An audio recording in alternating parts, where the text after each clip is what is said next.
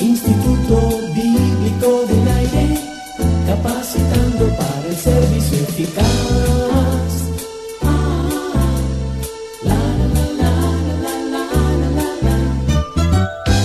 Bienvenido y bienvenida a este su Instituto Bíblico del Aire. A pesar de que Jesús fue traicionado y crucificado, todo lo que fue y lo que hizo le trajo gloria a su Padre Dios. En el estudio de hoy aprenderemos el significado profundo de esta palabra, glorificar, y veremos cómo guarda una hermosa relación con lo que Dios quiere para nosotros hoy. Estamos analizando verso por verso el capítulo 13 del Evangelio según San Juan. Abra su corazón y escuchemos a continuación a Alberto Valle, quien nos presenta la clase de hoy. Reciba un caluroso saludo de mi parte y de todos los que hacemos posible el Instituto Bíblico del Aire. Nuevamente nos encontramos en este estudio del Evangelio según San Juan, y si estuvo con nosotros en el estudio anterior, recordará que estuvimos estudiando el sermón del aposento alto. Estamos en el punto donde Jesús les dice a sus apóstoles que uno de ellos lo traicionaría. Jesús identifica al traidor como aquel a quien él le daría un bocado de pan luego de mojarlo en el plato. Y recordamos que al hacerlo, le dio el pan a Judas e inmediatamente Satanás entró en Judas. Antes de analizar a Judas, veamos este hecho impresionante. Aquí están estos hombres que han creído en Jesús y como consecuencia lo siguen. Han estado con él por 3 años. Ellos asumieron un pacto relacional bien profundo con él, un pacto de amor. Ellos le amaban y él los amaba a ellos. Y entonces cuando Jesús les dice que uno de ellos lo iba a traicionar, cada uno, de acuerdo a los otros evangelios, pregunta, ¿seré yo, Señor? Es impresionante considerar lo inseguro que ellos estaban en este punto. Pero debemos ser justos. Ellos sabían que los romanos estaban a punto de venir sobre ellos por causa del sistema religioso establecido y que tomarían a Jesús y a sus seguidores en algún momento. Ellos estaban literalmente muertos de miedo. En cierto sentido, debemos admirar su sentido de la realidad. El espíritu está dispuesto, pero la carne es débil. Eso fue lo que Jesús les dijo en el huerto del Olivar. Y ellos parecen entender esa realidad. Así que de una manera asombrosa, ellos preguntan, ¿seré yo quien te traicione, Señor? Y entonces, cuando él identifica a Judas como el traidor, Satanás entra en él inmediatamente. Los teólogos son muy elocuentes cuando definen el estado espiritual de Judas, y se podría decir que la mayoría entiende que él no fue un hombre regenerado. Él nunca tuvo una fe genuina, aunque por momentos él mismo pensara que sí la tenía. Es interesante esta descripción de la condición espiritual de Judas. Tan pronto como él tomó el pan, Satanás entró en él, algo así como tomar posesión de él. Luego, él traiciona a Jesús. La pregunta a partir de esta verdad es, ¿por qué Jesús escogió a Judas? Hay una gran bendición en estudiar a los 12 apóstoles. Hay una lista de sus nombres en los evangelios llamados sinópticos. Y si usted estudia su historia y los libros que hasta ahora se han escrito sobre ellos y añade la historia de la iglesia o la tradición, mucho de lo que se ha escrito sobre ellos es inaceptable. Sobre los apóstoles se han escrito muchas leyendas y se han diseñado tradiciones. Pero hay cosas que sí son históricas. Y tenemos lo que nos dice la Biblia. Es una bendición estudiar a estos hombres haciéndonos algunas preguntas. ¿Qué estaban haciendo cuando conocieron a Jesús? ¿Cómo cambiaron cuando lo conocieron? ¿Qué hacían cuando murieron? ¿Dónde murieron? ¿Cómo murieron? ¿Y por qué Jesús escogió precisamente a estos hombres? Cuando usted llega a la última pregunta, le resulta difícil de contestar en cuanto a Judas. ¿Por qué Jesús lo escogió? Creo que la respuesta nos la da el mismo pasaje. Para que la Escritura se cumpliera. Estaba predestinado, estaba profetizado, y para que se cumpliera la Escritura, Jesús lo escogió y supo todo el tiempo que él lo iba a traicionar. Jesús le dice, lo que vas a hacer, hazlo más pronto. Los apóstoles escucharon las palabras, pero no pudieron entender lo que le decía.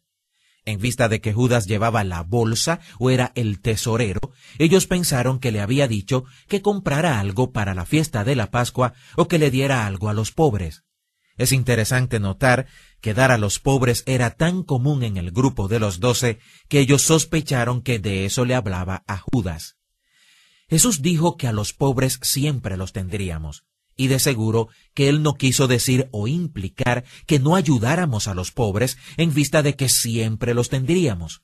Pero una vez que Judas se fue, Jesús dice algo impresionante en el verso 31.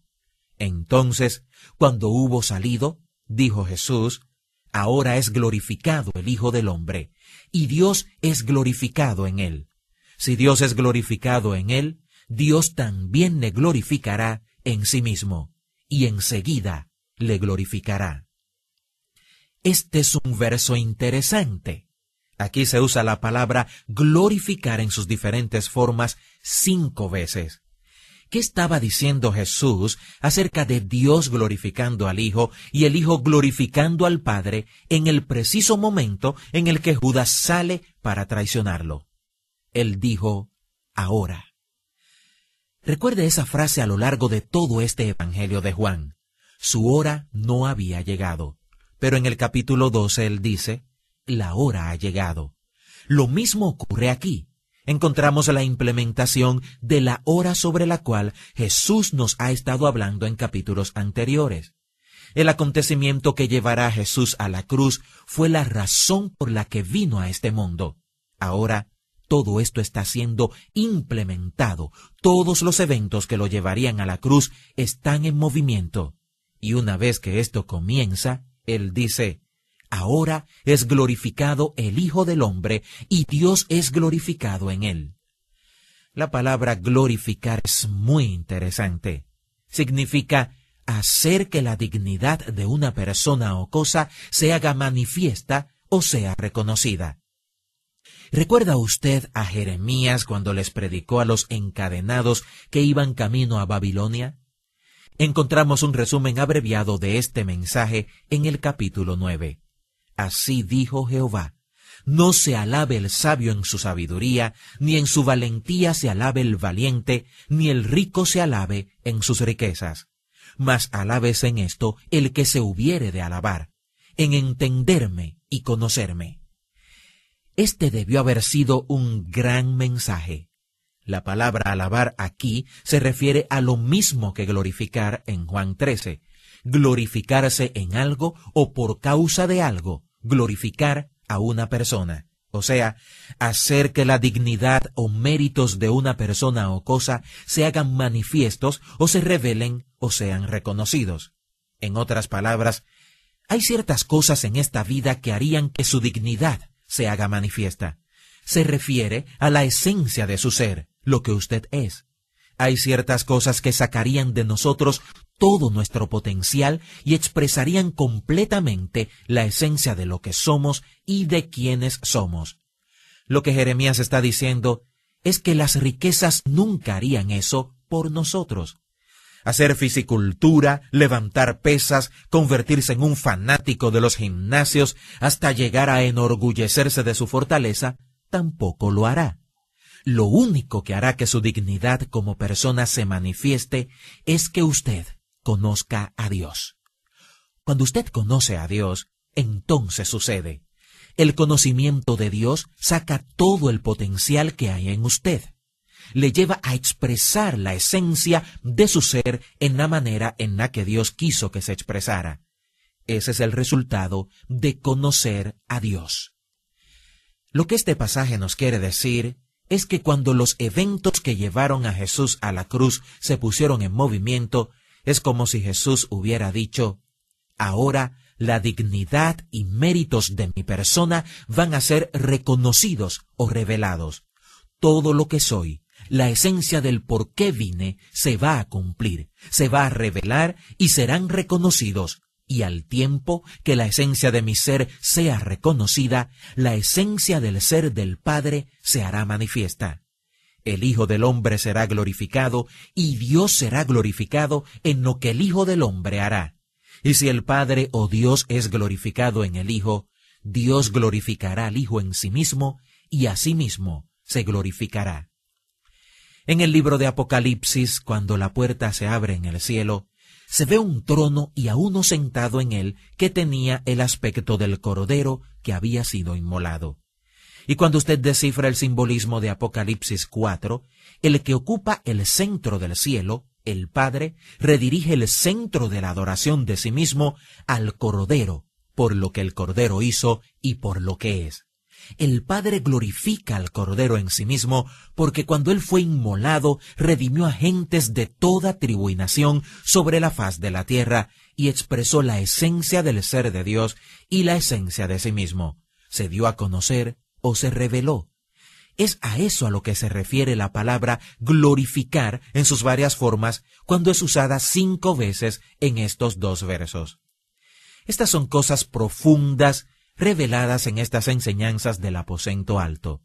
Y me gustaría invitarle a que tomara este verso 33 y lo estudiara a lo largo de este discurso de Jesús. Ignore los encabezamientos de los capítulos, porque note cómo al final del capítulo 13, Pedro hace una pregunta y el Señor la responde en el capítulo 14.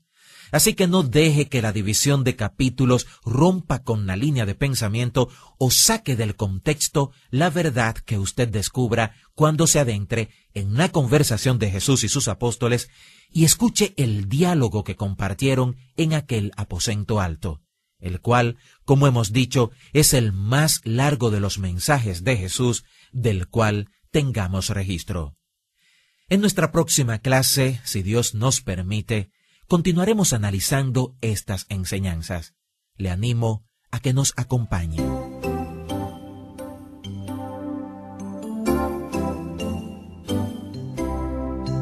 De esta forma concluimos otra importante clase del Instituto Bíblico del Aire. Esperamos que haya sido de gran edificación para usted. Si así ha sido, nos gustaría recibir noticias suyas. Le invitamos a escribirnos y contarnos en qué forma estos estudios le ayudan en su crecimiento espiritual. Al escribirnos, no olvide solicitar los materiales de estudio bíblico disponibles para esta serie sobre el Nuevo Testamento. Escríbanos al Instituto Bíblico del Aire, apartado 2805, Miami, Florida, 33265, Estados Unidos, o al correo electrónico iba@transmundial.org. Que Dios le bendiga. Hasta nuestra próxima clase. Instituto Bíblico del Aire, capacitando para el servicio eficaz.